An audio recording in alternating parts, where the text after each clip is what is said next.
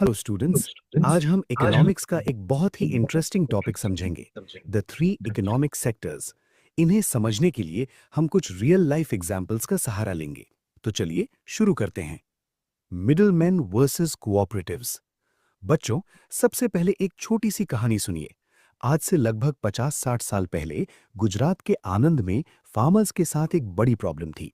वो मेहनत करके दूध यानी मिल्क प्रोड्यूस तो करते थे, लेकिन उन्हें वो दूध मिडलमैन को बहुत सस्ते दाम पर बेचना पड़ता था।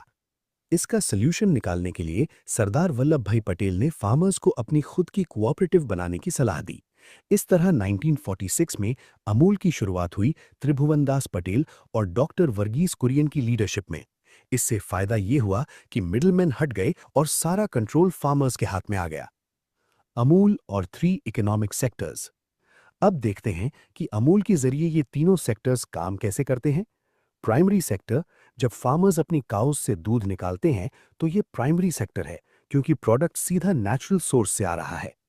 सेकेंडरी सेक्टर, उस दूध को फैक्ट्रीज में ले जाकर प्रोसेस किया जाता है ताकि बटर, चीज और घी बन सके। ये मैन्युफैक्चरिंग का काम सेकेंडरी सेक्टर में आता है। टर्शरी सेक्टर, अब ये सारा सामान आप तक कैसे पहुंचता है? ट्रक्स और ट्रेन्स के जरिए। जो ट्रांसपोर्टेशन और रिटेल शॉप्स इसे बेचती हैं, वो टर्शरी या सर्विस सेक्टर का हिस्सा हैं।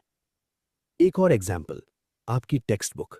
बच्चों, बिल्कुल अमूल की तरह आपकी स्कूल की बुक्स भी इन तीनों सेक्टर्स से होकर गुजरती हैं।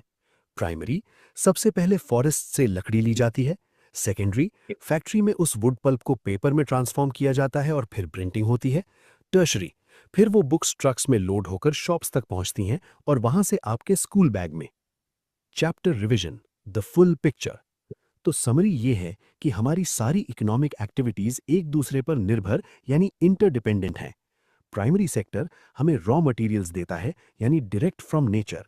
सेकेंडरी सेक्टर उन रॉ मटेरियल्स को फिनिश्ड गुड्स यानी जैसे कार या कपड़े में बदलता है। टर्शरी सेक्टर ये कोई चीज बनाता नहीं है, बल्कि ऊपर के दोनों सेक्टर्स को सपोर्ट प्रोवाइड करता है, बैंकिंग, ट्रांसपोर्ट और डॉक्टर्स जैसी सर्विसेज के जरिए।